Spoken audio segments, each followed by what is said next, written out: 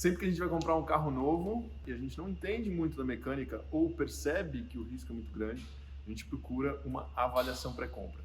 Hoje a gente está fazendo a avaliação pré-compra nessa Boxster S, que está atrás de mim, e nós vamos falar tudo sobre esse modelo, fazer um review técnico para vocês e mostrar um pouquinho dos detalhes mecânicos de um dos carros mais fantásticos e mais equilibrados que a Porsche já fabricou, a Boxster 981.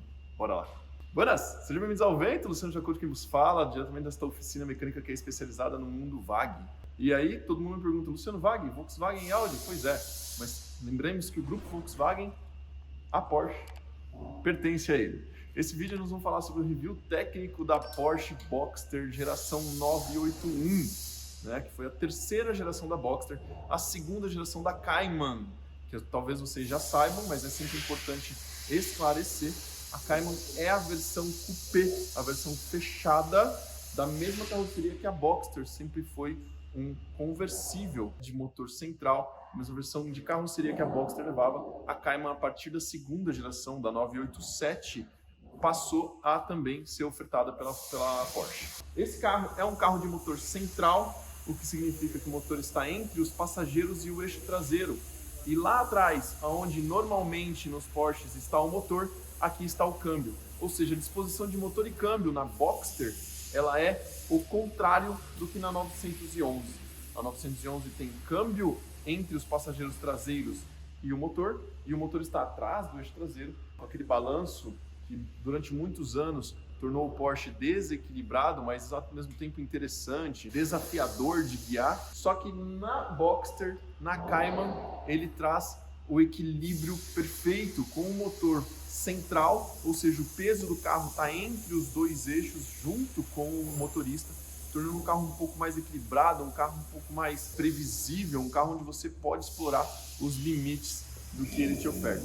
Esse barulho que vocês estão ouvindo longe é o pessoal da Blast Detail que estão fazendo detalhamento em Amarok Zero agora, estão também com algumas jetas lá, e eles também fazem PPF, e essa Boxster que veio fazer a avaliação pré-compra também tem. Então, por que o pessoal busca a nossa avaliação pré-compra? Vale a pena só num carro como a Porsche? Não. A Alvento faz avaliações pré-compra em carros comuns, como por exemplo essa Q5 que está aqui do lado, ou em Amaroks, ou em Audis Avantes, ou numa Jetta Variant. E por que é tão importante? Porque o risco que se corre ao comprar um carro usado e você olhar só para a característica externa, só para o visual, só para aquilo que seus olhos enxergam, não para o que a mecânica efetivamente oferece, é um risco muito alto, tá, pessoal? Então, as pessoas buscam o Roger vai continuar trabalhando ali, que a gente tem que entregar esse carro antes do almoço. Enquanto eu gravo para vocês, aqui a gente tem que fazer tudo ao mesmo tempo. Às vezes não dá tempo de parar todo mundo, não. O cliente do Rio Grande do Sul que quer comprar o carro, o dono aqui de Curitiba, já bateu um papo comigo. Então, o cliente ele não consegue enxergar o real estado mecânico do carro, não consegue avaliar se ele está entrando num bom negócio ou não.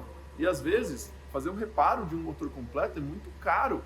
Fazer um reparo numa revisão que você não previa e está comprando um carro é muito caro. Ah, Luciano, mas eu estou comprando um carro numa loja, eu tenho garantia. Cara, só o fato de você ter que se incomodar, ficar a pé, levar o carro na oficina assim que você comprou o carro, já não vale a pena. Porque você precisa levar o carro pelo menos para fazer a revisão que você sabe o que você quer fazer e não levar o carro para poder consertar aquilo que você não esperava que acontecesse. E aí, quando você faz uma avaliação desse tipo, você pode saber o real estado do carro, comprar o carro com garantia, com certeza, bom estado geral de avaliação, inclusive mecânico, se for feito por oficina mecânica, e fazer um bom negócio. Então, se você precisa fazer uma avaliação pré-compra no seu carro, se é mundo Volkswagen Audi, se é um Porsche, se é um Bugatti, não sonho ainda mexer no Veyron, pode trazer para nós. Então, vamos falar sobre o 981, enquanto o Roger vai trabalhando por ali. Vem cá que eu quero mostrar as características para vocês. Olha só. Arrefecimento frontal, os radiadores ficam aqui na dianteira, tá, pessoal? E as mangueiras de arrefecimento, elas passam por baixo do carro, vindo aqui até o motor. E o conjunto de bomba d'água e válvula termostática, que fica bem aqui. E aqui, inclusive, a entrada de água fresca para o carro, que distribui até lá para o PDK, tá? Para o câmbio que está atrás do eixo traseiro. Esse aqui é o visual que eu queria mostrar para vocês, ó. Deixa eu tirar o zoom aqui, ó. Olha que legal. Ali, ó, entendam que essa barra preta, ela tá à frente, inclusive, dos semi-eixos, ou seja, do eixo traseiro do carro. Daqui para cá é motor. O motor, ele é central, ele tá à frente do eixo traseiro.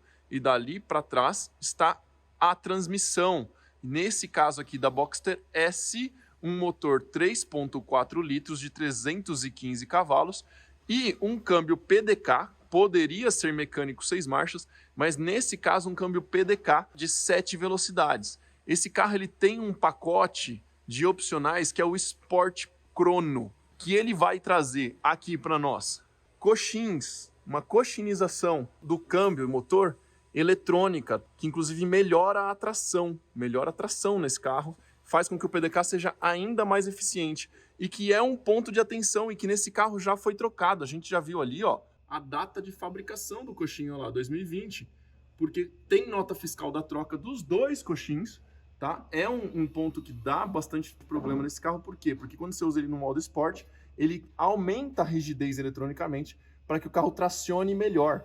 Além disso, esse carro tem os amortecedores eletrônicos e é a versão fora a Boxster Spider, que seria equivalente à Cayman GT4, que leva um motor 3.8 litros, é a versão de maior potência na linha convencional da Porsche, sem ser a linha esportiva, tá? Algumas curiosidades, as dificuldades de manutenção por se ter um motor central, o acesso à vela, a gente inclusive tirou uma vela de ignição aqui, ó. Esse carro tá muito íntegro, muito legal, se olhar alguns detalhes, nunca tirou, muitas coisas nunca saíram do lugar. Olha o acesso à vela de ignição aqui, ó, que a gente tirou uma das velas de ignição ali, ó, e se fosse tirar as outras, seria por aqui, ó, tirando a roda, tá? Aí vocês veriam lá, ó a bobina de ignição lá, legal? Então você teria que tirar a roda e trabalhar por cima do escapamento para não mexer no motor. Então a gente tirou uma vela de ignição, por quê? Porque o carro já trocou velas, tá? O carro tá com 21 mil quilômetros. Tá aqui a vela. Original Bosch, Porsche. Olha o símbolozinho da Porsche aí. Tiramos a vela para poder avaliar. Então realmente foi trocada a vela, a gente contrasta a veracidade do que o cliente conta pra gente com aquilo que o carro conta pra gente. A gente avalia pneus, avalia suspensão, avalia tudo nessa avaliação. E cara, como essa Boxster está nova, né? Você verificar que o carro não tem vazamentos, já foi trocado o óleo do PDK, a gente verificou aqui pelos sinais do que já foi removido aqui, ó, a chapa inferior, para poder fazer o acesso do PDK, né? Já foi trocado velas, já foi trocada a correia dos acessórios. Olha a posição da correia dos acessórios, pessoal, só para vocês entenderem. Ela fica frontal, né? Porque lá atrás está o virabrequim. Então ela fica frontal, ela passa por aqui, ó, pela bomba d'água, o alternador. É uma correia bem difícil de trocar, já foi trocada. Então isso aqui já é legal também de passar para o cliente e falar assim, olha que bacana, já é uma manutenção que você vai evitar, não vai precisar investir agora. Pneus bons, suspensão boa, o undercar do carro tá todo novinho. Faz com que esse Porsche seja uma excelente compra para o proprietário que vai levar ele agora para o Rio Grande do Sul. Vamos olhar esse carro por cima e por dentro agora? De volta aqui embaixo, o visual da 987 que remeteu um pouco mais uma característica, Tem que parar para ouvir, né? Sempre que um Flat Six, né, um motor Boxer, liga, a gente tem que parar para ouvir. Mesmo sendo um motor 100% original, com escapamento 100% original, que é o caso dessa 981. Bom, como eu disse para vocês, o design da 981, ele ganhou um pouco mais de independência, uma característica própria dele, né? A 987 lembrava muito a 911, a 981 já ganhou uma característica própria dela, com esse farol um pouco mais afilado, lembra um pouco até os 918, o primeiro super carro híbrido que veio para substituir a Carrera GT. E a gente vê as proporções desse carro, elas são todas maiores com relação à geração passada, que era a 987. E o carro, inclusive, ele é mais leve, é cerca de 35, 40 quilos, depende aí a versão, mais leve que as versões passadas, isso falando da Boxster, tá? Não me lembro de cabeça os números da Cayman, mas eu tenho certeza que ela também é. Ou seja, aquele grande trunfo da engenharia tornou o carro mais largo, com entre-eixos um pouco maior, o carro muito mais equilibrado dinamicamente e um carro mais leve, muito interessante. O chassi desse carro, mesmo sendo conversível, ele é 40% mais rígido que o chassi da 987, que é a geração anterior. Então, você olha para o carro e o carro ele é belo em todas as proporções, ele tem um defeito, obviamente. Ele carrega apenas 2 pessoas. Será que isso é um defeito? Vamos dar uma olhada lá dentro? Aqui, ao entrar na 981, a carroceria não é difícil de entrar, como em outros esportivos, ela não é tão baixa. É um carro que eu diria que você pode usar no dia a dia ainda. É um carro que tem coluna de direção elétrica, tem posição, tem memória, todas as amenidades que a gente quer. Essa geração já trouxe aqui no painel o cluster eletrônico, que esse cluster aqui você consegue verificar aqui toda a parte do computador de bordo, tem a navegação, tem mapa, tem o Sport Chrono, tem um acelerômetro com GeForce, tem as informações do carro com pressão de óleo, temperatura de óleo, tensão da bateria. Então, o carro tem todo esse painel já, primeira geração, né, primeira versão que trouxe um painel em LED integrado no cluster principal, além da multimídia. Todos aqueles botões, aquele console maravilhoso que a Porsche sempre desenha para nós. O cronógrafo bem ao centro do painel, que eu acho lindo a grafia dele. E um design muito bem acertado, um carro que dá vontade de entrar e sair dirigindo até acabar o combustível e abastecer e continuar dirigindo. Eu não consigo pensar que o Porsche possa ser um carro para ser usado esporadicamente. Na minha opinião, deve ser dos esportivos o mais usável, e acho que por isso que ele é tão legal.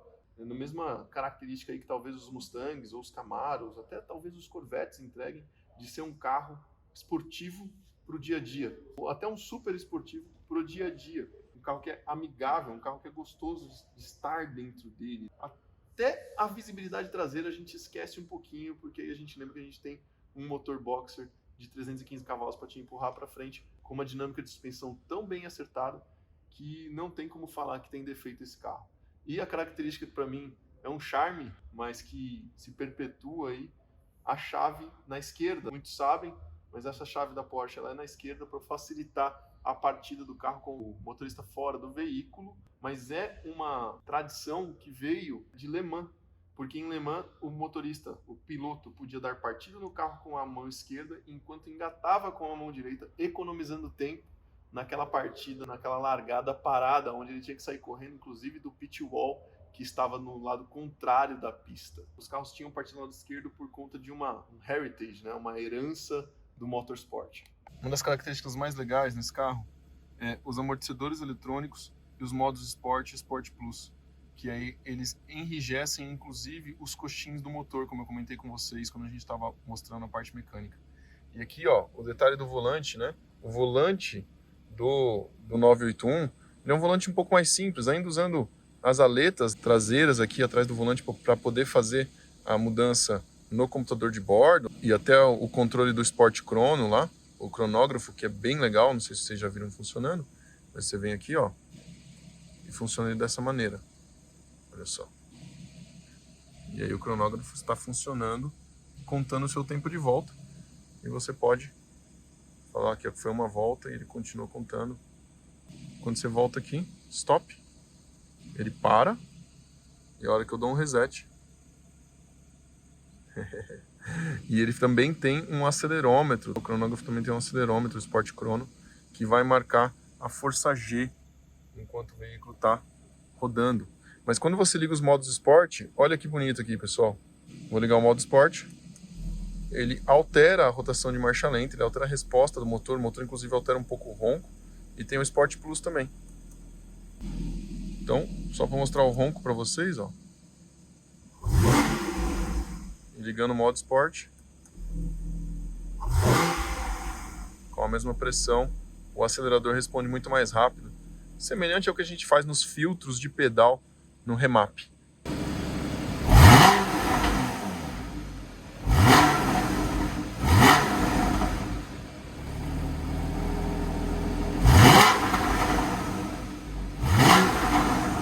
Coloca tudo isso no pacote, né? Ou seja, aquilo que eu questionei primeiro. 2 lugares, será que isso é defeito? Um carro que você puder usar todo dia, um super esportivo, um esportivo como esse, para você colocar a sua esposa e curtir um final de semana.